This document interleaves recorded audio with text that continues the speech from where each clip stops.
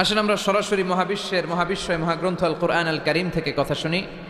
আমি আপনাদের খেদমতে আমার খুতবা শুরুতে সূরাতু আল মুলকের একটি আয়াত তেলাওয়াত করেছি।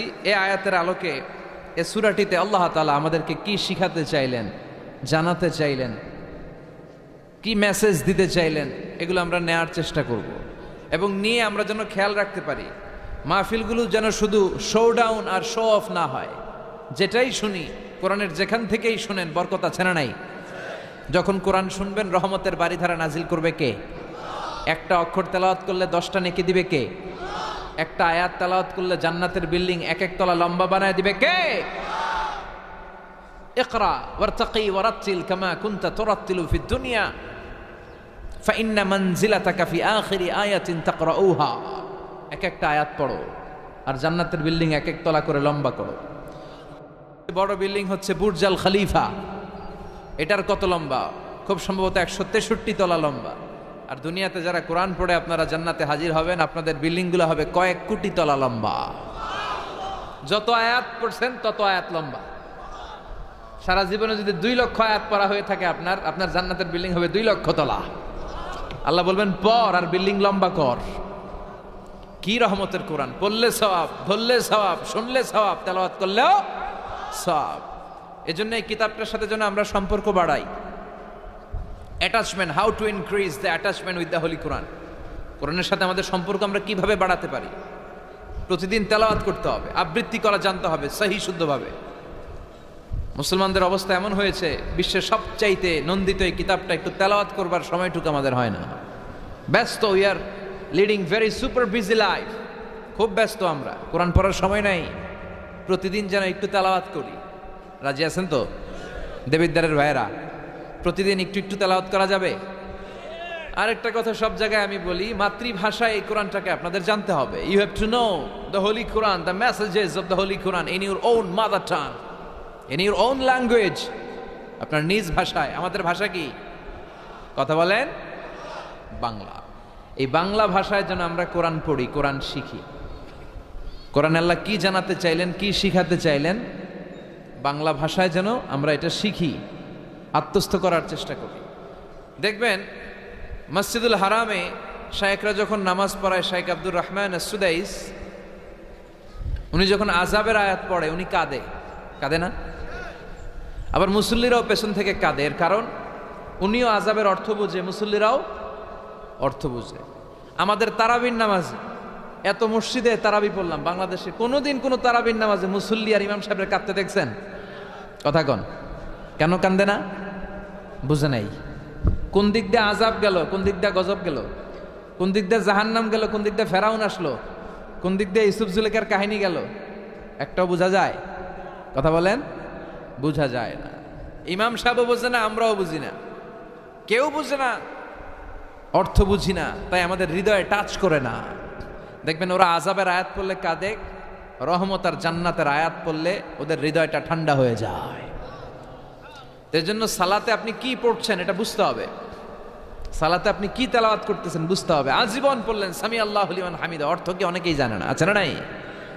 এজন্য মাতৃভাষায় কোরআন জানতে হবে, কোরআন তেলাওয়াত মনোযোগ দিয়ে শুনতে হবে, কোরআন পড়তে হবে, পড়ায় দিতে হবে। আপনি কাউকে যদি সূরাতুল ফাতিহাটা শুধু শিখায় দেন, সে সারা জীবন যতবার সূরা ফাতিহা তেলাওয়াত করবে তার একটা পার্সেন্টেজ সওয়াব আপনার আমলনামায় আছে না নাই?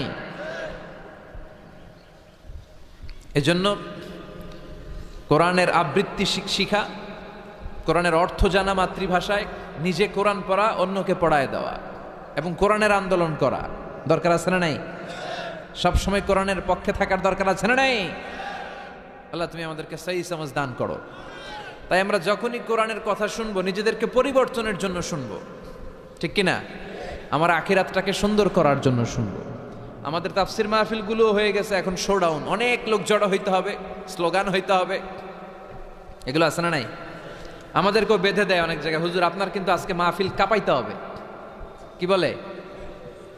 কাঁপাইতে হবে। কিন্তু অনেক জায়গায় বলে হুজুর আপনার জমাইতে হবে। কি বলে? জমাইতে হবে। আবার অনেক জায়গায় বলে হুজুর আপনার কিন্তু মাহফিলটা ধরে রাখতে হবে। কি করতে হবে? তো কোথাও আমাদের কাঁপাইতে হয়, কোথাও আমাদের জমাইতে হয়, আবার কোথাও মাহফিল ধরে রাখতে হয়। কথা বুঝতে পেরেছেন? তাই মাহফিল কাঁপানো, জমানো, ধরে রাখা এই টেন্ডেন্সি থেকে আসেন, বেরোয় আসি। We have to make a change. আপনাকে চেঞ্জ আনতে হবে, পরিবর্তন। বিশ্বনবী পৃথিবীতে এসেছেন পরিবর্তনের জন্য।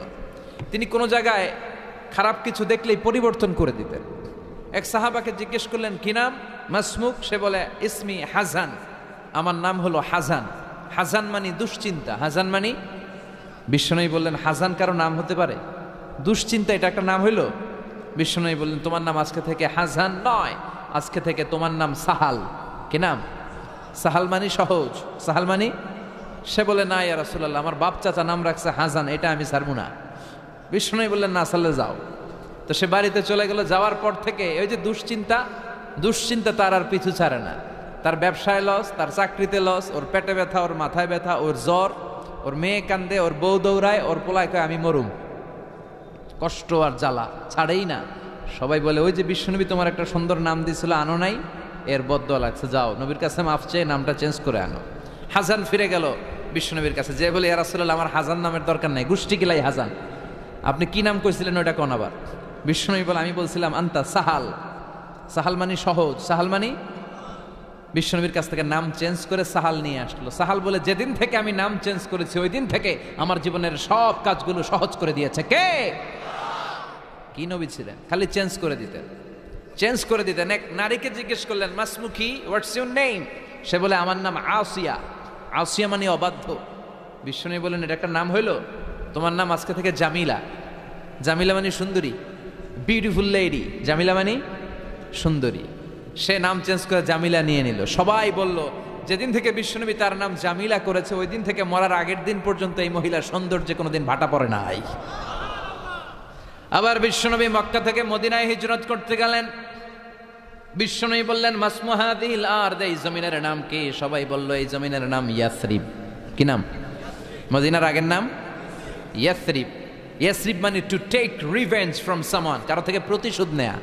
বিশ্বনবী বললেন, আমি যেই শহরে থাকবো ওই শহরের নাম হবে প্রতিশোধ। How come? It's quite impossible, অসম্ভব। আমি রহমতের নবী, ওমা আরসালনাকা ইল্লা I have sent you as a mercy for the entire universe. ও নবী, আমি আপনাকে গোটা বিশ্বের জন্য রহমত করে পাঠিয়েছি। রহমতের নবী যেই শহরে থাকবে ওই শহরের নাম প্রতিশোধের শহর না। আজকে থেকে এই শহরের নাম তবা কিংবা তৈবা, পবিত্র শহর। পরবর্তীতে এই শহরের নাম করা হলো মদিনাতুর রাসূল, মদিনাতুন নবী। সুবহানাল্লাহ পড়েন। আবার বিশ্বনবী আরেক এলাকায় সফরে গেলেন। বললেন, মাসমুহাদিল আরদ, এই এলাকার নাম কি?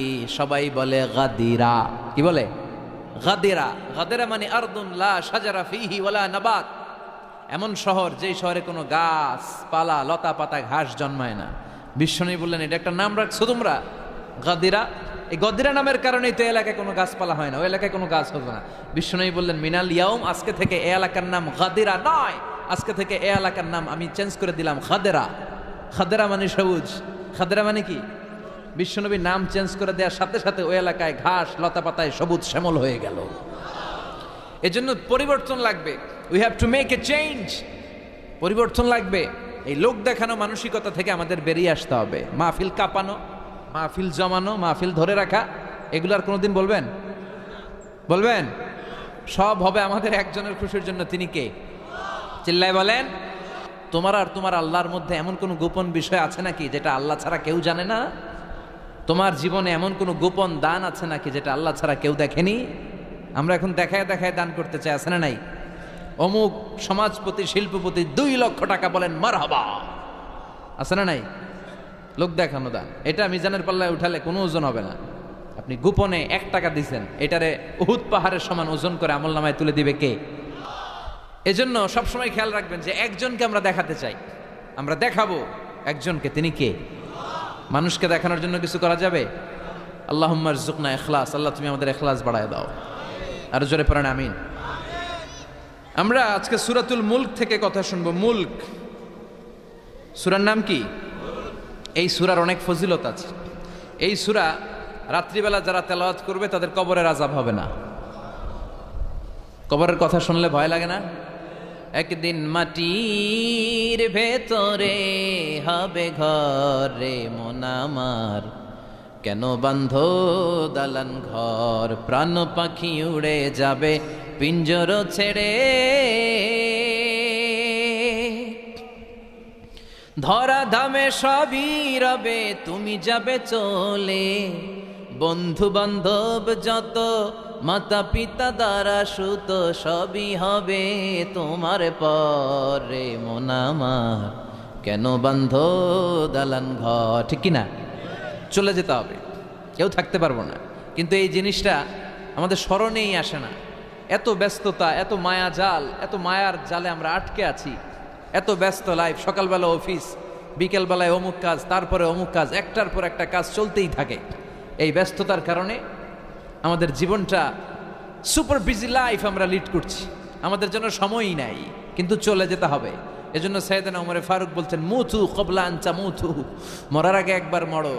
হাসিবু ক্বাবলা আন তুহাসাবু আলাইকুম, তোমার হিসাব নেওয়ার আগে তুমি তোমার একবার হিসাব নাও। আমাদের প্রত্যেকের নিজের একটা হিসাব আছে না নাই? কথা বলেন। নিজে খাতা কলমের মধ্যে একটু লিস্ট করবেন যে আমি জীবনে এই ভালো কাজ করেছি, এই খারাপ কাজ করেছি, আসলে আমার অবস্থানটা কই হওয়া উচিত। নিজে খাটের মধ্যে একবার শটাং হয়ে মরার মতো শুয়ে থাকবেন, ভাববেন যে আমি মরে গেছি। ভাবেন না কি হবে, ছেলেমেয়েরা কান্না করবে, আত্মীয় স্বজন কান্না করবে, মাইকে অ্যানাউন্সমেন্ট হবে, অমুক এলাকার অমুক ভাই আমাদের মাঝে দুনিয়ায় নাই। বিশাল দেবিদ্বারের ময়দানে আপনার জানাজা হবে, খাটিয়াতে করে নিয়ে যাওয়া হবে। শুয়ে শুয়ে ভাববেন, আগে থেকে খুদে রাখা কবরে আপনাকে ফেলে বাঁশ দিয়ে উপরে মাটি চাপা দিয়ে চলে আসবে। অন্ধকার, শুধু অন্ধকার। এই অন্ধকার যেন শেষ হতে চায় না। This is the nature of life. এই তো জীবন। কথা বলেন ঠিক কিনা? তো এগুলো ভাবার দরকার আছে না নাই? বিশ্বনবী বললেন এই সূরাটা এমন সূরা, মানিআতুন মিন আযাবিল কবর। এই সূরা মুলক যারা তেলাওয়াত করবে তাদের কবরে কোনো আযাব হবে। আজকে থেকে সূরাতুল মুলকের তেলাওয়াত করা যাবে? পারা যাবে? পারা যাবে? আসেন না নিজেদেরকে একটু পরিবর্তন করি, আসেন না নিজেদের আমলের ঝুলিতে আরো কিছু বাড়াই, নিজেদের আমলগুলোকে সুন্দর করি, নিজেদেরকে আর একটু পরিচ্ছন্ন করি। প্রতিদিন রাতে সূরাতুল মুলক তেলাওয়াত করবেন ইনশাআল্লাহ। কইতে পারলেন না? 2 নম্বর ফজিলত, শাফাআত লি সাহিবিহা। এই সূরা যারা তেলাওয়াত করবে, এই সূরা তেলাওয়াতকারীর জন্য আল্লাহর কাছে সুপারিশ করবে। 3 নম্বর ফজিলত, খাসামাত আন সাহিবিহা। এই সূরাটা কিয়ামতের দিন এই সূরার তেলাওয়াতকারীর পক্ষে আল্লাহর সাথে তর্ক করবে, ডিবেট করবে। কতক্ষণ? হাত্তা আদখালাহুল্লাহুল জান্নাহ, যতক্ষণ না আল্লাহ তাআলা এই লোকটাকে জান্নাতি বলে ঘোষণা না দেয়।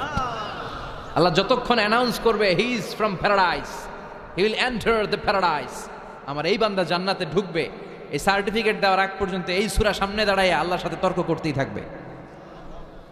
আবার বিশ্বনবী বলেন, মান ক্বারা বিহা ফি লাইলাতিন ফাকাদ আকসারা ওয়া আতাবা। রাত্রিবেলায় যেই ব্যক্তি এই সূরাটা তেলাওয়াত করবে তার রাত্রিটারে বরকতময় করে দিবে কে? এজন্য বিশ্বনবী বলতেন, আমি চাই আমার প্রতিটা উম্মতের হৃদয়ে এই সূরাটা গাথা থাক। আমার নবী চাইতেন আমাদের অন্তরে যেন এই সূরাটা মুখস্থ থাকে। আমরা চাই না? 30টা মাত্র আয়াত। কয় আয়াত? সবাই বলেন কয় আয়াত? প্রতিদিন এক আয়াত মুখস্থ করলে আমাদের পুরো সূরাটা মুখস্থ করতে লাগবে কয়দিন? 30 দিন। 1 মাসের চেষ্টায় সূরাটা মুখস্থ করা যাবে না? দেবিদ্বারের ভাইরা করা যাবে? আওয়াজ করে পড়েন ইনশাআল্লাহ। এই সূরার মাহাত্ম্য হচ্ছে, এই সূরা আপনার দৃষ্টিভঙ্গিকে চেঞ্জ করবে, আপনার চিন্তার জগতে আন্দোলন তৈরি করবে, আপনার চোখকে খুলে দিবে, আপনার ঘুমন্ত বিবেককে জাগিয়ে দিবে। বিশেষ করে যারা স্রষ্টা নিয়ে সন্দেহে থাকে তাদের জন্য এটার ভিতরে ডোজ আছে, মেডিসিন আছে। ইয়াং ছেলে পেলে অনেকে আমাদের প্রশ্ন করে, হুজুর আল্লাহরে নিয়ে অনেক প্রশ্ন জাগে, স্রষ্টার অস্তিত্ব নিয়ে, আখেরাত নিয়ে, কবরের জীবন নিয়ে আমাদের প্রশ্নের অভাব নাই, কারণ নাস্তিক্যবাদের ছড়াছড়ি আশেপাশে আছে না নাই? ইয়াং যারা আছে তোমাদেরকে একটা বই পড়ার সাজেস্ট আজকে আমি করে যাই। বইটার নাম অনেকে জানে, প্যারাডক্সিক্যাল সাজিদ। কি নাম? লেখক হচ্ছে আরিফ আজাদ। লেখক কে? আরিফ আজাদ। বইটার নাম প্যারাডক্সিক্যাল সাজিদ। গত 21শে বই মেলায় এটা দ্য বেস্ট সেলার হয়েছিল, এজন্য নাস্তিকদের মাথা গরম। কথা বলেন। এই বছর সে আরেকটা বের করছে, প্যারাডক্সিক্যাল সাজিদ 2। এটা গতকাল থেকে বইমেলায় পাওয়া যাচ্ছে, 21শে বইমেলায়। এই প্যারাডক্সিক্যাল সাজিদ 1, প্যারাডক্সিক্যাল সাজিদ 2 প্রতিটা যুবকের সাথে সাথে রাখার দরকার, ঠিক কিনা? It's an eye opener for you. এই সূরাটা আপনাদের জন্য আই ওপেনার, চোখ খুলে দিবে। একটু চিন্তা করলেই বুঝবেন যে নাস্তিকদের যুক্তিগুলো খুবই হালকা। ওরা স্রষ্টাকে মানতে চায় না, আল্লাহরে মানতে চায় না। এর কারণ ওরা বলে আনসিন ইজ নাথিং, যেটারে দেখি না ওইটা মানি না। নাজুবিল্লাহ পড়বেন না? কিন্তু ওরা ওদের জীবনে অনেক কিছু দেখে না, ওরা মানে না। কথা কন। আচ্ছা, আপনি আপনার জীবনে সরাসরি চোখ দিয়ে আমেরিকা দেখছেন? কথা কয় না। তা আমেরিকা যা আছে মানেন না? যারা এখনো হজে যান নাই, হজে যারা এখনো যান নাই, কাবা ঘর নিজ চোখে সরাসরি দেখছেন? টিভিতে না, টিভিতে তো সবাই দেখছি, সরাসরি কাবা ঘর দেখছেন? তো আপনি যদি দেখেন নাই, আপনি সৌদি আরব যে আছে কাবা ঘর যে আছে মানেন না? নাস্তিকরা বাতাস খালি চোখে দেখে না, দেখে, কিন্তু নাস্তিকরা বাতাস মানে না। Why do you believe on that? বাতাস মানুষ কেন? তোর দাদা তোর বাবা কোনোদিন বাতাস দেখছে? তুই তোর চোখ দিয়ে কোনোদিন বাতাস দেখেছিস? Do you see the air in the atmosphere? উত্তরে বলবেন no. So why do you believe on that? বাতাস বিশ্বাস করো কেন? Do you see the migraine pain when someone feel in his head? কেউ যখন মাথা ব্যথা অনুভব করে বলে যে আমার মাথাটায় প্রচন্ড ব্যথা, ওর যে মাথা ব্যথা দেখা যায়? কথা বলেন। ভাইজানের মাথা ব্যথা প্রচন্ড দেখা যাচ্ছে? মাথা ব্যথা থাকলেও মাথার অবস্থা যা, না থাকলেও এটা দেখা যায় না। So why do you believe on that? মাথা ব্যথা দেখা যায় না তো বিশ্বাস করোস কেন? এগুলো কপাল পড়া, এগুলো হচ্ছে নাম্বার ওয়ান হাদারাম, উল্লুক্কা পাঠা। এদের দলিলগুলো একেবারে নড়বড়ে। কুফানগরীতে এক নাস্তিক ছিল, সে বলে বেড়াতো আমি আল্লাহরে দেখি না তাই মানি না। কুফানগরীর লোকজন বলে আমাদের এক ইমাম আছে নাম নু'মান ইবনু সাবেত, ওনার সাথে বসলে তুমি আল্লাহরে দেখতে পাবা। সে বলে তাই, তাহলে তোমাদের ইমামকে ডাকো। সাইয়েদনা ইমাম আবু হানিফা টাইম দিলেন, এই জুমার দিন, আজকে জুমার দিন না, এই জুমার নামাজের পরে ঠিক ভর দুপুরে 2টায় সবাই আমরা একত্রিত হব। নাস্তিকও আসবে, সাইয়েদনা ইমাম আবু হানিফাও আসবে। জুমার সালাতের পরে লোকের বন্যা বয়ে গেল, বাঁধ ভাঙা জোয়ার, অনেক মানুষ। নাস্তিক এসেছে, লক্ষ লক্ষ লোক এসেছে, আসে নাই ইমাম আবু হানিফা। আসে না, আধা ঘন্টা, 1 ঘন্টা, 2 ঘন্টা পরে আসছে। নাস্তিক বলে এই তোমাদের ইমাম, যার কোনো সময়ের জ্ঞানই নাই, এর সাথে কিসের তর্ক? সাইয়েদনা ইমাম আবু হানিফা বলে ইনদি উযর, আমার ওজর আছে। কি ওজর? সাইয়েদনা ইমাম আবু হানিফা বলেন আমি ঘর থেকে বের হয়ে আসার পথে একটা নদী পার হয়ে আসতে হয়। আজকে এসে দেখি নদীর মধ্যে কোনো মানুষ টানুষ নাই, নৌকা নাই, মাঝি নাই, কিচ্ছু নাই। তো হঠাৎ দেখলাম পাশে বিশাল বড় একটা গাছ, এই গাছটা এমনি এমনি 2 ভাগ হয়ে গেল। হঠাৎ গাছ থেকে এমনি এমনি লম্বা তক্তা হয়ে গেল, এমনি এমনি তক্তাগুলো জোড়া লেগে নৌকা হয়ে গেল। আর নৌকা আমার সামনে আসলো, মাঝি ছাড়া, লগি বৈঠা ছাড়া। আমি নৌকায় যেয়ে বসলাম, নৌকাটা আমার নিয়ে টান দিয়ে সাঁ করে ওপারে নিয়ে গেল। তো এই যে এই কাজগুলো আর প্রসেসিংগুলো হতে আমার 2 ঘন্টা সময় লেগেছে। নাস্তিক কয় তখন ইমাম গাঞ্জা খাইছে, মাথার তার ছিঁড়া গেছে, নাহলে কোনো সুস্থ মানুষ এ কথা বলতে পারে? এমনি এমনি নাকি গাছ ভেঙে তক্তা হয়, এমনি এমনি নাকি তক্তা লেগে নৌকা হয়, এমনি এমনি নাকি মাঝি ছাড়া নৌকা চলে? সাইয়েদনা ইমাম আবু হানিফা বললেন এই তো আপনি লাইনে চলে আসছেন, আপনারে বুঝানো এখন আমার খুব সহজ হবে। এমনি এমনি গাছ কাটে না করাত ছাড়া, এমনি এমনি তক্তা জোড়া লাগে না, নৌকা হয় না মিস্ত্রি ছাড়া, এমনি এমনি নৌকা চড়ে না মাঝি ছাড়া। তাহলে এত বিশাল বড় আকাশটা কেমন করে এমনি এমনি হলো? জমিনটা কেমন করে এমনি এমনি হলো? সাগর, মহাসাগর, পাহাড়, মরুভূমি কেমন করে এমনি এমনি হলো? এগুলোর একজন স্রষ্টা আছে না নাই? নাস্তিক কয় তাই তো, আসলেই তো আমি হাদারাম, আসলেই তো আমি উল্লুক্কা পাঠা। এইভাবে তো আমি কখনো ভেবে দেখি নাই, এইভাবে তো কখনো চিন্তা করি নাই। ও ইমাম, তুমি আমার ঘুমন্ত বিবেককে জাগিয়ে দিয়েছ, তুমি আমার চোখের সামনের পর্দাটা উঠিয়ে দিয়েছ, তুমি আমার দৃষ্টিভঙ্গিকে পরিবর্তন করে দিয়েছ। ও ইমাম, তুমি আমার চোখ খুলেছ, তুমি আমাকে হক চিনতে সাহায্য করেছ।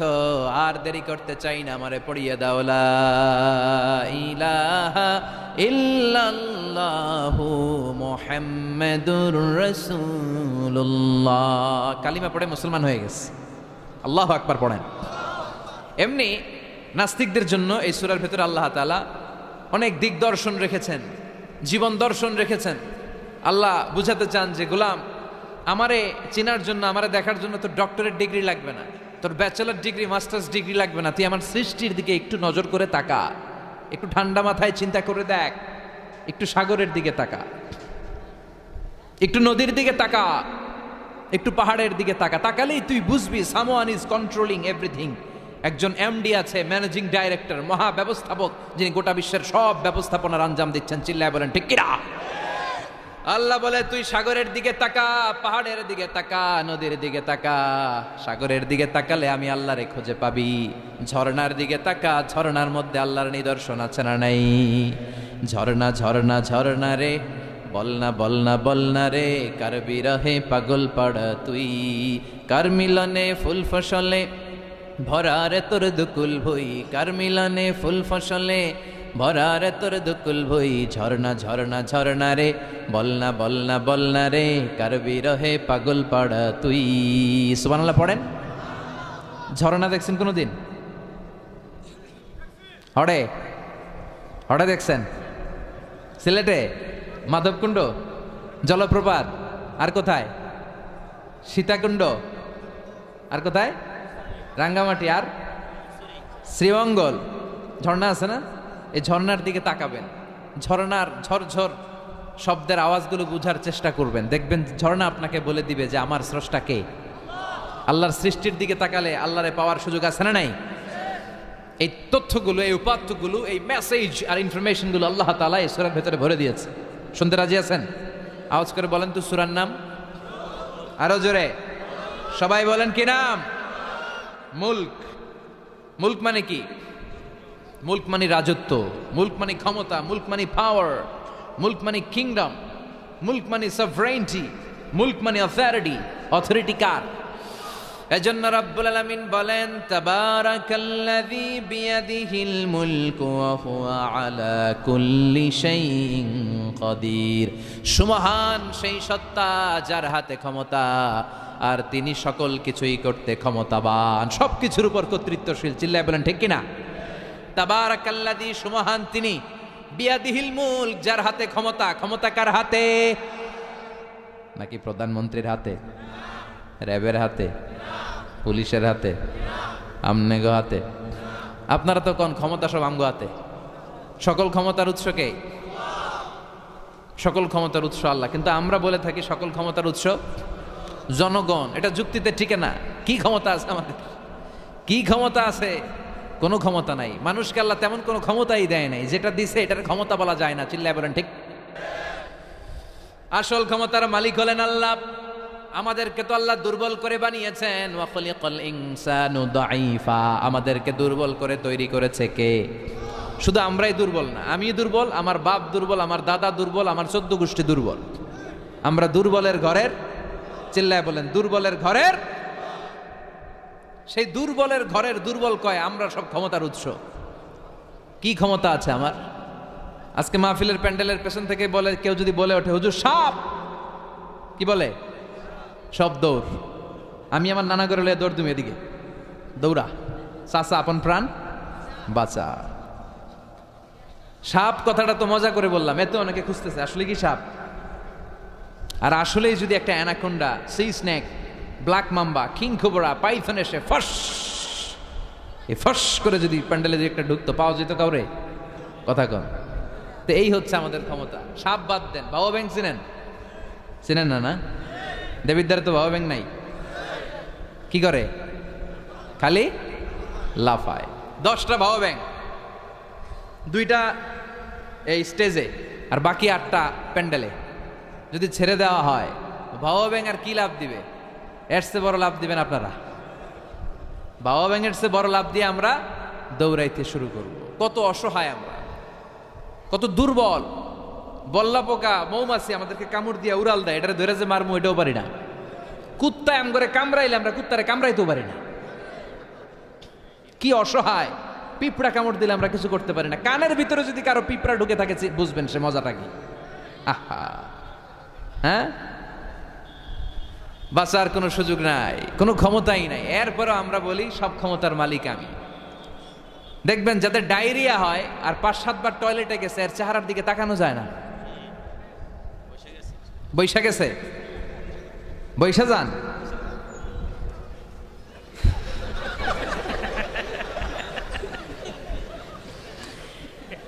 তো এই হইল আমাদের অবস্থা। 5-6 বার টয়লেটে গেলে আর ওর দইরা দাঁড় করানো যায় না। কাই মরে যাইও, আরে সবাই মাফ করে দেন, আই আর হাইতেন না, আমি পারবো না, আমার মাফ করে দেন। পারবি না কেন? তুই না ক্ষমতার উৎস। কথা কন। আসলে আমাদের কোনো ক্ষমতা নাই, আমরা দুর্বল। আসল ক্ষমতার মালিক একজন, চিল্লায় বলতে হবে তিনি কে। আমরা যে কত দুর্বল। ন্যাচারাল ক্যালামিটি অর ডিজাস্টার যখন হয়, প্রাকৃতিক দুর্যোগ, তখন নিজের অবস্থা খেয়াল করবেন। বন্যার সময় মানুষের কি অবস্থা হয়, ঠিক কিনা? ভূমিকম্পের সময় কি অবস্থাটা হয় আমাদের? রাত 3টার দিকে যদি ভূমিকম্প হয়, দৌড়, লুঙ্গি পইরা দৌড়, লুঙ্গি ছাড়াও দৌড়, আগে যান বাঁচাও। পাগল হয়ে যায়। বাচ্চাটারে কোলে নিয়ে দৌড়াবো, না স্ত্রীকে ঘুম থেকে জাগাবো, না ভাড়াটিয়াদেরকে উঠাবো, না নিজেই ছাদের উপর থেকে লাফ দেব? ত্রাস, ভয়, ভূমিকম্প, সবাই দৌড়। দেখবেন ভূমিকম্প হইলে বাড়িওয়ালাও দৌড়, ভাড়াটিয়াও দৌড়। নাকি ভাড়াটিয়ারা দৌড়ায়, বাড়িওয়ালারা দৌড়ায় না? কথা কন। ডোনাল্ড ট্রাম্প যে বিল্ডিং এ থাকে, ওইটাতে ভূমিকম্প হইলে ডোনাল্ড ট্রাম্প তো দৌড়াবে না? না, ডোনাল্ড ট্রাম্পও দৌড়াবে। আমি কিছু টেলিভিশনের লাইভ প্রোগ্রাম দেখেছি, ওখানে উপস্থাপক আর অতিথিরা ক্যামেরা ট্যামেরা মেকআপ টেকআপ নিয়ে বসছে। একটু পরে শুরু হয়েছে ভূমিকম্প, মাইক থুইয়া দিয়া উপস্থাপক দৌড়। তো যেহেতু মেকআপ টেকআপ একেবারে ক্যামেরা ট্যামেরা সব সেটিং, অতিথিরা ওঠে না, একটু পরে আবার নাড়াচাড়া, এবার অতিথিও দৌড়। বাঁচার জন্য সব দৌড়। এই হচ্ছে আমাদের ক্ষমতার দৌড়াত্ম। এরপরও আমরা বলি আমরা নাকি ক্ষমতার উৎস। তুফান হলে, এইখানে একটা তুফান হলে 70 কিলোমিটার বেগের জাস্ট বাতাসটাকে যদি আল্লাহ এর তীব্রতা যদি বাড়িয়ে দেয়, সব দৌড় আমরা। কথা কন। আল বাহরু জুনদুম মিন জুনুদিল্লাহ, আর রিহু জুনদুম মিন জুনুদিল্লাহ। বাতাস আল্লাহর সৈনিক, আগুন আল্লাহর সৈনিক, তুফান আল্লাহর সৈনিক। চিল্লা এখন ঠিক কিনা? 2004 সালের সুনামির কথা ভুলে গেছেন? ইন্দোনেশিয়া একটা প্রদেশ আছে, বান্দা আছে, এক ধাক্কায় 3 লক্ষ সাগরের ভেতরে। জাপানের কান্টো শহরে 1 লক্ষ নয়, একটা ধাক্কায়, কয়েক সেকেন্ডের ব্যবধান। একটু আগে নাচানাচি করতেছিল, ধুম্মা চলে ধুম, একটু পরে সব হয়ে গেছে ধুম ধুম। একেবারে সাইজ করে ফেলছে কে? আহা, কোনো ক্ষমতা নাই। ক্ষমতার মালিক কে? এজন্য রাব্বুল আলামিন বলেন, তাবারাকাল্লাযী বিয়াদিহিল মুলকু ওয়া হুয়া আলা কুল্লি শাইইন কাদির। সুমহান সেই সত্তা যার হাতে ক্ষমতা। ক্ষমতা কার হাতে? কক্সবাজারে দেখবেন একটা দ্বীপ আছে, একমাত্র দ্বীপ যেটাতে পাহাড় আছে, নাম মহেশখালী। ওইখানে বৌদ্ধদের স্বর্ণ মন্দির আছে। ওখানে তুফান টুফান শুরু হইলে বৌদ্ধরাও জিকির করা শুরু করে দেয় আল্লাহর। সুবহানাল্লাহ কইবেন না? তুফানে পড়লে দেখবেন হিন্দু, বৌদ্ধ, আস্তিক, নাস্তিক সবাই জিকির করে একজনের। চিল্লায় বলেন তিনি কে? আমরা মাঝে মাঝে আমাদের প্রোগ্রাম স্কেজিউল এত টাইট থাকে, মাঝে মাঝে আমরা প্লেনে, হেলিকপ্টারে এক জেলা থেকে আরেক জেলায় যাই বাধ্য হয়ে। সিলেটে প্রোগ্রাম, কক্সবাজারে প্রোগ্রাম, ওই অমুক জায়গায় প্রোগ্রাম, তো ফ্লাইট ধরা লাগে। তো আমরা আভ্যন্তরীণ ফ্লাইটে চড়ে চড়ে আমরা যাই। তো আমরা যখন যাই, ওখানে কিছু এয়ার হোস্টেস থাকে বিমানের ভেতরে, এদেরকে বলে বিমানবালা। খুব সুন্দরী স্মার্ট নারীদেরকে তারা রিক্রুট করে, নিয়োগ দেয়। এদের যদি 3-4টা সন্তান হয়ে যায়, এদেরকে আবার চাকরিতে রাখে না। সৌন্দর্যটাই যাদের পুঁজি। তো এরা লিপস্টিক মেখে, পারফিউম মেখে, মেকআপ করে, ভেরি বিউটিফুল লেডি। ওরা আসে, এসে আমাদেরকে খাবার টাবার দেয়, ইনস্ট্রাকশন দেয়। তো বিমানটা, আভ্যন্তরীণ বিমানগুলো বাংলাদেশের ভেতরে যেগুলো চলে, এগুলো 14 থেকে 15,000 ফিট উপরে ওঠে। তো বিমানটা প্রথমে রানওয়েতে টাক্সি করে, মানে বিমান যখন মাটিতে চলে এটাকে বলে টাক্সি। কি বলে? টাক্সি ছেড়ে যখন উপরে ওঠে এটারে বলে টেক অফ। কি বলে? তো এটা যখন বিমানটা যখন টেক অফ করবে, তখন দেখলাম এই এয়ার হোস্টেসগুলো, যেগুলোর পর্দা নাই, হেজাব নাই, শালীনতা নাই, মাইক্রোফোন হাতে নিয়ে ঘোষণা দিচ্ছে, ভদ্র মহিলা এবং ভদ্র মহোদয়গণ, আপনারা আপনাদের সিট বেল্টগুলো বেঁধে নিন। এখনই আমাদের উড়োজাহাজটি শাহজালাল আন্তর্জাতিক বিমানবন্দর থেকে শাহ আমানত বিমানবন্দরের উদ্দেশ্যে 15,000 ফিট দিয়ে উড়ে যাবে। এরপরে পড়তে শুরু করে আল্লাহু আকবার, আল্লাহু আকবার, আল্লাহু আকবার। তো আমি উল্টা ঘুরে তাকাইলাম, কিরে এই মাইয়া আল্লাহু আকবার কয় কেমনে? ঘুরা দেখি হাতের মধ্যে এরকম কাগজ, এই কাগজ থেকে দেখে দেখে পড়তেছে। উচ্চারণ কিন্তু আমগমতো না, পড়তেছে আল্লাহু আকবার, আল্লাহু আকবার, আল্লাহু আকবার, সুবহানাল্লাযী সাখখারা লানা হাযা। পুরো দোয়াটাই পড়ছে, ওমা কুন্না লাহু মুকরিনিন ওয়া ইন্না ইলা রাব্বিনা লামুনকালিবুন। তো আমি হিসাব মিলালাম, ঘটনা কি? লিপস্টিক, মেকআপ, সুটেড, বুটেড, পারফিউম মাখা, হিপ হপ স্টাইলের মেয়ে, এরা আল্লাহু আকবার পড়ে কেন? তো তখনই খেয়াল করে দেখলাম যে বিমানটা এখন ছাড়ছে, জমিন ছেড়ে দিয়ে 15,000 ফিট উপরে যাচ্ছে। ওরা খুব ভালো করেই টের পায়, এই 15,000 ফিট উপরে যখন বিমান থাকবে, ওরে বাঁচানোর কেউ নাই, ওকে রক্ষা করার কেউ নাই।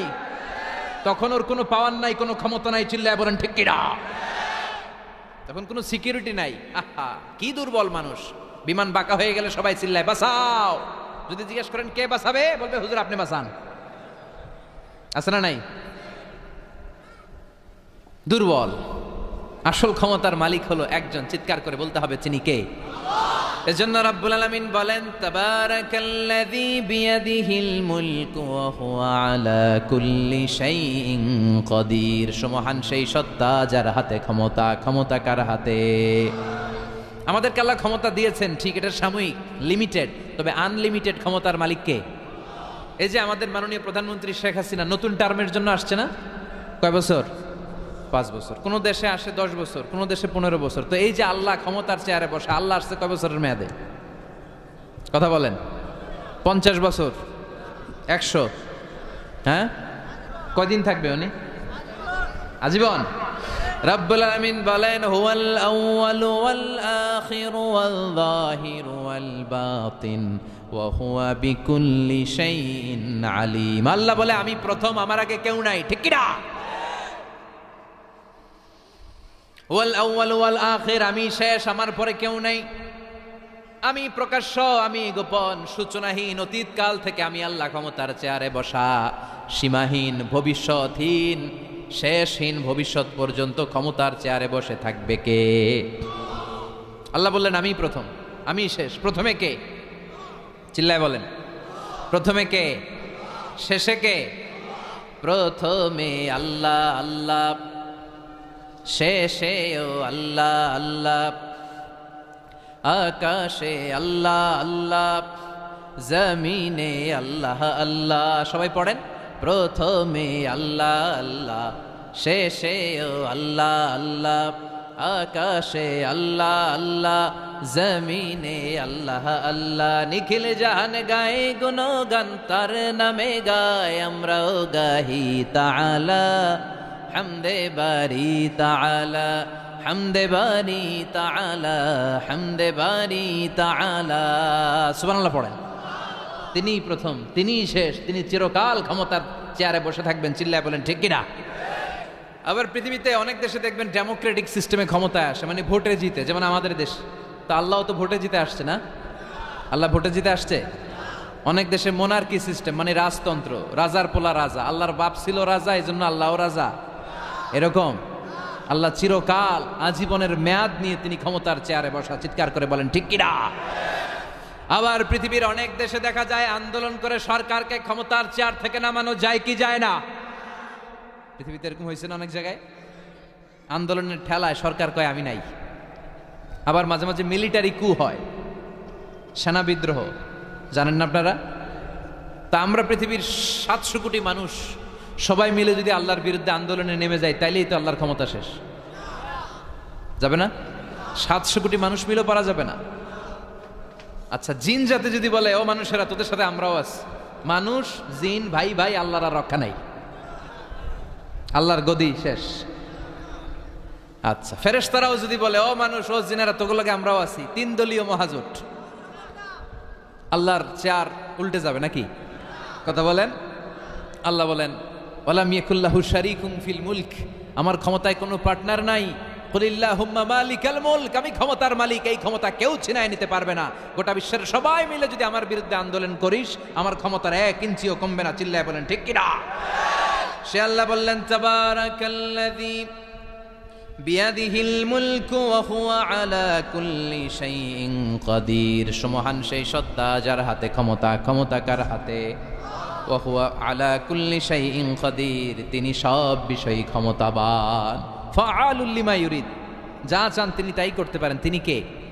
তিনি পাহাড়কে দরিয়া করতে পারেন, দরিয়াকে পাহাড় করতে পারেন, ধনীরে গরিব বানাতে পারেন, গরিবরে ধনী বানাতে পারেন, সম্মানিতকে অপমানিত করতে পারেন, অপমানিতকে সম্মানিত করতে পারেন। চিৎকার করে বলেন ঠিক কিনা? তিনিই ক্ষমতার মালিক। সকল ক্ষমতার উৎস হচ্ছেন তিনি। সকল ক্ষমতার উৎস আমরা জনগণ। আর কোনোদিন বলবেন? দেবিদ্বারের ভাইরা তাহলে চিল্লায় বলেন তো, সকল ক্ষমতার উৎস কে? আল্লাহ সকল ক্ষমতার উৎস। এর কিছু দূর পরে আল্লাহ বলেন ওয়ালাকাদ যায়্যানাস সামাআদ দুনিয়া বিমাসাবিহা ওয়া জাআলনাহা রুজুমান লিশ-শায়াতিন। আমি প্রথম আকাশের মহাশূন্যটাকে আলো দিয়ে তারা দিয়ে সুশোভিত করেছি, আবার এই তারা দিয়ে আমি জিনদেরকে আঘাত আর প্রহারের ব্যবস্থাও করেছি। সুবহানাল্লাহ পড়েন। অনেক লম্বা কথা, আমি সংক্ষেপে মেসেজগুলো আপনাদের কাছে পৌঁছে দিই। আল্লাহ বলেন, আমি প্রথম আকাশের মহাশূন্যটাকে তারা দিয়ে সাজিয়েছি। I have beautified the closure sky with light, candle and stars. মাথা উপরের দিকে তুললে আমরা যেটা দেখি এটা কি? আসলে এটা আকাশ না, এটা মহাশূন্য। এটা কি? আকাশ অনেক উপরে, আমরা খালি চোখে যা দেখি এটা প্রথম আকাশের মহাশূন্য। এই প্রথম আকাশের মহাশূন্যের অনেক উপরে প্রথম আকাশ, তারপরে দ্বিতীয় আকাশের মহাশূন্য, তারপরে দ্বিতীয় আকাশ, তারপরে তৃতীয় আকাশের মহাশূন্য, তারপরে তৃতীয় আকাশ। একটার চেয়ে আরেকটা বড়। সুবহানাল্লাহ পড়েন। কত বড়? আপনার এই হাতের আংটিটা, সাহারা মরুভূমির নাম শুনছেন? পৃথিবীর সবচেয়ে ছোট মরুভূমি, তাই না? তাইলে বড়। এই বিশাল সাহারা মরুভূমিতে যদি আপনার এই হাতের আংটিটা আপনি ছুঁড়ে ফেলে দেন, এই সাহারা মরুভূমির তুলনায় আপনার আংটি যত ছোট, আল্লাহর দ্বিতীয় আকাশের তুলনায় আল্লাহর প্রথম আকাশটা ঠিক তত ছোট। একটার চেয়ে একটা বড়, একটার চেয়ে একটা বড়। আর আমরা মনে করি কত বিশাল জায়গা নিয়ে আমরা বসে আছি। এই যে দেবিদ্বার প্রপারের আজকের এই প্যান্ডেলের এই পরিবেশটা অনেক বড় মনে হচ্ছে না তাকালে? পুরো দেবিদ্বারের তুলনায় এই প্যান্ডেলটা কত ছোট কল্পনা করা যায়? দেবিদ্বার হচ্ছে কুমিল্লার 16টা থানার একটা, তাই না, থানা। কুমিল্লা হচ্ছে বাংলাদেশের 64 জেলার একটা। এরকম 64টা জেলা মিলে আমাদের সুজলা সুফলা শস্য শ্যামলা ডিজিটাল বাংলাদেশ। এই বাংলাদেশ হচ্ছে পৃথিবীর সবচাইতে বড় দেশ। কি বড় না? কত ছোট জানেন? মানচিত্রের মধ্যে বাংলাদেশ এটা লেখার জায়গা পাওয়া যায় না। বাংলা BANG পরে ইন্ডিয়ার উপরে, মাঝখানে LA, পরে বাংলাদেশের উপরে আবার DESH পরে আবার ইন্ডিয়ার উপরে। বাংলাদেশ কথাটা লেখার জায়গাও বাংলাদেশের উপরে নাই। কত ছোট! পাশের ইন্ডিয়ায় 25 গুণ বড়, Canada, United states of America প্রায় 100 গুণ বড়, রাশিয়া নামে একটা দেশ আছে প্রায় কয়েকশো গুণ বড়। এরকম 200টা দেশ মিলে আমাদের এই পৃথিবী। এই 200টা দেশ মিলে পৃথিবীর মাত্র 30 ভাগ, বাকি 70 ভাগ হচ্ছে শুধু পানি। সুবহানাল্লাহ কইবেন না? তাহলে পুরো পৃথিবীর তুলনায় দেবিদ্বারের এই প্যান্ডেলটা কত ছোট, কত ক্ষুদ্র আমি, কত তুচ্ছ আমি, কত নগণ্য আমি, চিন্তা করতে পারেন? আচ্ছা, এত বড় মনে হইলো এই পৃথিবীটা, এই পৃথিবীটাকে এত বড় মনে হচ্ছে আমাদের, কিন্তু এই যে দ্বীপ্রহরের জলজলে সূর্যটা দেখা যায়, এই সূর্যটা এই বিশাল পৃথিবীর চেয়ে 13 লক্ষ গুণ বড়। 9,30,00,000 মাইল দূরে 8 মিনিট 18 সেকেন্ড সময় নিয়ে আলোটা আসে। তাহলে এতক্ষণকার আলোচনা পর্যন্ত মনে হচ্ছে সূর্যই মনে হয় অনেক বড়। সূর্য হচ্ছে একটা স্টার, তারা। সূর্যের পরে পৃথিবীর সবচেয়ে কাছের তারার নাম প্রক্সিমা সেন্ট্রাই, তারপরে একটা Alpha Centauri A, Alpha Centauri B, যেতে যেতে ইটা ক্যারিনা, ব্যাটেল জিউস, এরকম অনেকগুলো আছে, আপনারা গুগল করলে পাবেন এগুলো। এই যে ব্যাটেল জিউস তারা, যেই সূর্য পৃথিবীর চেয়ে 13 লক্ষ গুণ বড়, ওই ব্যাটেল জিউস তারাটা আবার সূর্যের চেয়ে 33 কোটি গুণ বড়। তাহলে এতক্ষণ পর্যন্ত বোঝা যাচ্ছে ব্যাটেল জিউসই মনে হয় বড় না। ব্যাটেল জিউস এত ক্ষুদ্র তারা, এটার কোনো নাম নিশানাই নাই অন্য তারকার সামনে। চিল্লায় কোন আল্লাহু আকবার। এরকম লক্ষ লক্ষ অযুত, লক্ষ নিযুত, কোটি, মিলিয়ন, বিলিয়ন, ট্রিলিয়ন, জিলিয়ন, ফিলিয়ন, অক্ট্রিলিয়ন তারা নিয়ে আমাদের গ্যালাক্সি গঠিত। আমাদের এই গ্যালাক্সির নাম মিল্কি ওয়ে। কি নাম? আমাদের গ্যালাক্সির পরে সবচেয়ে কাছের গ্যালাক্সির নাম অ্যান্ড্রোমেডা। আমাদের গ্যালাক্সি থেকে অ্যান্ড্রোমেডায় পৌঁছতে আলোর গতিতে কেউ যদি পৌঁছতে যায় তাহলে 2.5 মিলিয়ন লাইট ইয়ার সময় লেগে যাবে। 2.5 million light year. Light year মানে আলোকবর্ষ। আলোকবর্ষ বললাম এজন্য, মানে আলোর গতিতে যদি আপনি ছোটেন। এই পৃথিবীতে আবিষ্কৃত সবচেয়ে দ্রুত গতিসম্পন্ন যে উপাদানটা পাওয়া গিয়েছে সেটার নাম লাইট, মানে আলো। সেটা কি? এই আলো 1 সেকেন্ডে ছুটে 1,86,000 মাইল বেগে। সুবহানাল্লাহ বাড়িতে গিয়া 1 সেকেন্ডে 1 লক্ষ, 1 ঘন্টায় না কিন্তু, 1 মিনিটেও না, আরে 1 সেকেন্ড কই দিতে 2 সেকেন্ড লাগবে, কথা কন। সেই 1 সেকেন্ডে নাকি আলো ছুটলে 1,86,000 মাইল চলে যায়। তো আলোর গতিতে গতিসম্পন্ন কোনো রকেট, যেই রকেট আলোর গতিতে ছুটবে, এরকম কোনো রকেট যদি আপনারা বানাতে পারেন, তাহলে আমাদের গ্যালাক্সি থেকে, আমাদের মিল্কি ওয়ে থেকে আমাদের সবচেয়ে কাছের গ্যালাক্সি অ্যান্ড্রোমেডাতে পৌঁছতে আপনার 25 লক্ষ বছর লেগে যাবে। চিল্লায় পড়েন না আল্লাহু আকবার। এই প্রথম আকাশের মহাশূন্যটাকে এরকম তারা দিয়ে সুশোভিত করে দিয়েছে কে? রাতের বেলা তারার মেলা যদি আপনি তাকান অবাক হবেন। এখন তো তারার সৌন্দর্য দেখা যায় না লাইটিং ফাইটিং এর কারণে। আগে যখন গ্রামে আসতাম দেখতাম কি সুন্দর তারা, সুন্দর সুন্দর তারা আছে। সবচেয়ে উজ্জ্বল একটা তারা আছে, এটার নাম ধ্রুব তারা।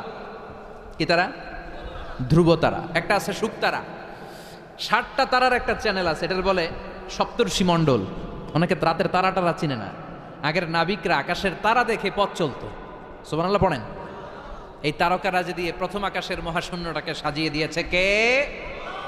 এরপরে সূরার প্রথম রুকুর শেষে আল্লাহ বললেন ওয়াসিররু قولكم أو اجهروا به إنه عليم بذات الصدور ألا يعلم من خلق وهو اللطيف الخبير আল্লাহ বলেন তুমি গোপনে কিছু বলো কিংবা প্রকাশ্যে বলো, তুমি যাই বলো না কেন কথাগুলো শোনে কে? আপনি আওয়াজ করে, এই যে আওয়াজ করে আমরা কথা বলতেছি, শুনে কে? আওয়াজ বন্ধ করে মনে মনে ভাবতেছি, ওইটা মনে আল্লাহ শোনে না? কথা বলেন। 7 আকাশের উপরে আল্লাহর আরশ, ওই আরশের উপরে আল্লাহর অবস্থান। 7 জমিনের নিচেও যদি কোনো পিঁপড়া নীরবে নিঃশব্দে হেঁটে যায়, আল্লাহ বলে এত উপর থেকে আমি ওই পিঁপড়ার হেঁটে চলার পায়ের আওয়াজটাও শুনতে পাই। কেউ যেটা শোনে না, শোনে কে? এরপর আল্লাহ বললেন হুয়াল্লাযী জাআলা লাকুমুল আরদা যালুলান ফামশু ফি মানাকিবিহা ওয়া কুলু মির রিজকি ওয়া ইলাইহিন নুশুর। আল্লাহ বললেন তিনি এমন সত্তা যিনি তোমাদের জন্য জমিনটারে সমতল বানিয়ে দিয়েছেন। জমিনের যেখান দিয়ে প্রয়োজন হেঁটে যাও আর রিজিক তালাশ করো, কিন্তু সবশেষে তার দিকে ফিরে যেতে হবে, ঠিক কি না? জমিনটারে সমতল করলো কে? আজকের এই প্যান্ডেলটা সমতল না?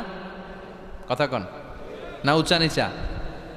আজকে এদিকে যদি উঁচা হইতো, এদিকে নিচা, এদিকে খাদ, এদিকে গর্ত, এদিকে আবার উঁচা, বসতে পারতেন? কি সমতল! বিমান থেকে নিচের দিকে তাকালে এটা ভালো টের পাওয়া যায়। মনে হয় সবুজ কার্পেটিং করা, এটা একটা কার্পেট, এটা একটা কার্পেট, কার্পেট কার্পেট। পুরো বাংলাদেশটা মনে হয় যেন আল্লাহ তাআলা সবুজ কার্পেট দিয়ে ডেকোরেশন করে রেখেছে। আল্লাহ বলে সবুজ কার্পেট দিয়ে ডেকোরেশন করেছি দেখে ভেবে নিও না তোমরা বেঁচে গেছো। নাফরমানি আর গাদ্দারি করলে সবুজ কার্পেটের ভিতরেও আগুন আছে না নাই? কি মেকানিজম? উপরে কার্পেট, নিচে আগুন। কার্পেটের নিচে কি? আল্লাহ কোরআনে কসম কেটেছেন ওয়াল বাহরিল মাসজুদ, ফুটন্ত সাগরের পানির কসম। দুনিয়ার কোনো সাগরের পানি গরম না, সব ঠান্ডা, কিন্তু আল্লাহ বললেন ফুটন্ত টকবকে সাগরের পানির কসম আমি খেলাম। অনেক গবেষণা হলো এই সাগরের পানি নিয়ে। আমেরিকান নেভাল একাডেমির এক চিফ ইঞ্জিনিয়ার উনি বললেন কোরআনে পাওয়া গেল টকবগে সাগরের পানির কসম, কিন্তু সাগরের পানি তো ঠান্ডা, এখানে গরম আসলো কোত্থেকে? আসলে আল্লাহ সাগরের নিচে যে গরম মজুদ রেখে দিয়েছেন ওইটার দিকে খেয়াল করে বলেছে। তো সে গবেষণা করতে চাইলো দেখি সাগরের ভিতরে আগুন কই আছে। কোরআন যেহেতু বললো টকবগে সাগরের পানির কসম, আসলে কোনো আগুন টাগুন খুঁজে পাওয়া যায় কিনা। সে সাগরের ভেতরে পাইপ ঢুকাতে শুরু করলো, জোড়া লাগিয়ে লাগিয়ে গবেষণা। তো পাইপ যেতে যেতে অনেক সাগরের গভীরতা শেষে তলা পাওয়া গেল। তলার ভেতরে সে ড্রিল করে পাইপ ঢুকাতে লাগে। সে পেয়ে গেল মাটির স্তর, এরপরে পাললিক শিলার স্তর। পৃথিবীর ভিতরে কিন্তু অনেকগুলো স্তর আছে জানেন? এই যে পানিগুলো আমরা নষ্ট করি, এই পানি কিন্তু খাই, আমাদের পেশাবই আমরা খাই। আমাদের এই প্রস্রাবও যদি পৃথিবীর 4-5টা স্তর শেষে নিচের দিকে চলে যায়, এটা মিনারেল ওয়াটারের মতো হয়ে যায়। এই 4-5টা স্তর মাটির ভেতরে রেখে দিয়েছে কে? পাললিক শিলা, রূপান্তরিত শিলা, আগ্নেয়গিরির শিলা। এরপরে যখন সে পাইপ ঢুকাতে শুরু করেছে, সে দেখতে পেল এই পাইপগুলো গলে গলে গলে গলে পানি হয়ে যায়। এত আগুন, এত গরম। সে তো অবাক, সে অবাক পৃথিবীর ভিতরে এত আগুন আসলো কোত্থেকে। তো এই আগুনের টেম্পারেচারটা কতটুকু পাওয়ারফুল এটা চেক করার দরকার আছে না নাই? সে বলল I need fire proof pipe, bring from America. America থেকে ফায়ার প্রুফের পাইপ আনো, পরীক্ষা চালায় দেখি। ফায়ার প্রুফের পাইপ আনা হলো, এবার ফায়ার প্রুফের পাইপ ঢুকাইতে শুরু করছে। সাগর শেষে তলা, পাললিক শিলা, রূপান্তরিত শিলা, আগ্নেয়গিরির শিলা।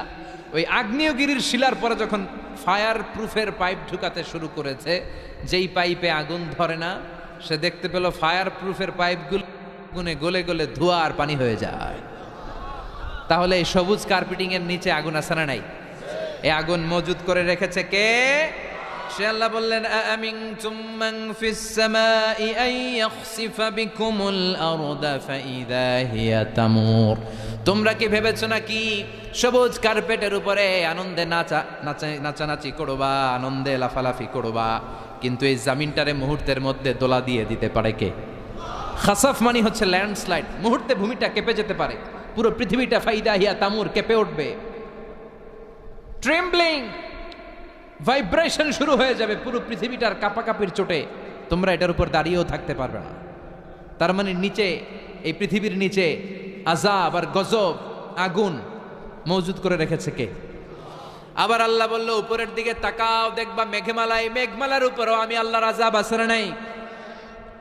আমিনতুম মান ফিস সামাই আন ইউরসিলা আলাইকুম হাসিবা ফাসাতা'লামুনা কাইফা নাযীর। আমি চাইলে উপর থেকে আইয়ুরসিলা আলাইকুম হাসিবা, হাসিবা মানে হচ্ছে পাথর বৃষ্টি, শিলাবৃষ্টি। দেবিদ্বারে তো কখনো শিলাবৃষ্টি হয় নাই না? কবে হয়েছে? এবছর হয়েছিল। শিলাবৃষ্টি হইলে দেখবেন যে ছাগল গরুর মাথায় পড়লে বড় বড় শিলা, ছাগল মরে যায়, মানুষের মাথায় পড়লে মানুষ মরে যায়, টিনের চাল ভেঙে যায়, বাড়িঘর ভেঙে সব শেষ। তো এরকম শিলাবৃষ্টি যদি হয় আমরা বাঁচবো? অ্যাসিড বৃষ্টি হলে, উল্কা বৃষ্টি হলে, আচ্ছা আলোচনা চলবে কটা পর্যন্ত? 4:30।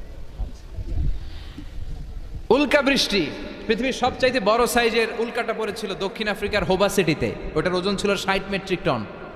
কয় মেট্রিক টন? কথা কন। আজকে এই প্যান্ডেলের উপরে যদি একটা পড়ে, দেবিদ্বার থানার উপরে যদি পড়ে, পুলিশ ফাঁড়ির উপরে যদি পড়ে, বঙ্গভবনের উপরে যদি পড়ে, ক্যান্টনমেন্টের উপরে যদি পড়ে, বাঁচাবে কে? Donald Trump. চিল্লায় বলেন বাঁচাবে কে? তার মানে উপরেও আযাব, নিচেও আযাব, যে কোনো মুহূর্তে এই আযাব দিয়ে আমাদেরকে শেষ করে দিতে পারে কে? লূত আলাইহিস সালামের কওমের একটা বদখাসলাত ছিল হোমোসেক্সুয়ালিটি, সমকামিতা।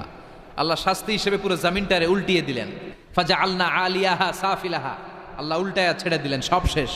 ওইখানে এখন ডেড সি, আল বাহরুল মাইয়িত, মৃত সাগর, গজবের জায়গা। এই সাগরে কোনো কাঁকড়া নাই, চিংড়ি মাছ নাই, ব্যাং নাই, শ্যাওলা নাই, মাছ নাই, কিচ্ছু নাই। এরকম মুহূর্তের মধ্যে আযাব আর গজব দিয়ে আমাদেরকেও শেষ করে দিতে পারে কে? শুধু বিশ্বনবীর দোয়ার বরকতে আমরা বেঁচে যাই। বিশ্বনবী দোয়াতে বলেছেন, আল্লাহ আমার আগের উম্মতদেরকে তুমি যেমনি আযাব দিয়ে গজব দিয়ে একবারে শেষ করে দিয়েছো, আমার গুনাহগার উম্মতদেরকে এইভাবে শেষ করে দিও না। বিশ্বনবীর দোয়ার বরকতে আমরা বেঁচে যাই। এরপর আল্লাহ বললেন, নাস্তিকরা কি মুক্ত বিহঙ্গের দিকে তাকায় না? বিহঙ্গ মানে পাখি, মুক্ত পাখির দিকে তাকায় না? পাখির দিকে তাকালে পাখির রব আল্লাহরে খুঁজে পাওয়া যায়, ঠিক কিনা? আওয়ালাম ইয়ারাউ ইলাত তায়রি ফাওকাহুম সাফাতিন ওয়া ইয়াকবিদনা মা ইউমসিকুহুন্না ইল্লার রাহমান ইন্নাহু বিকুল্লি শাইইন বাসীর। সুবহানাল্লাহ বলেন।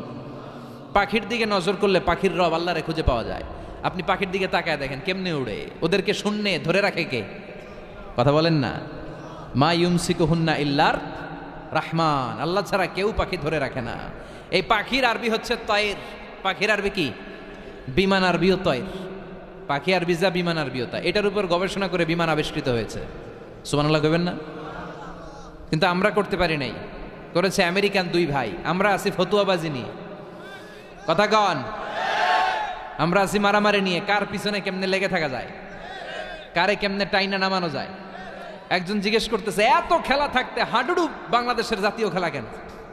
হাডুডু বাংলাদেশের জাতীয় খেলার নাম?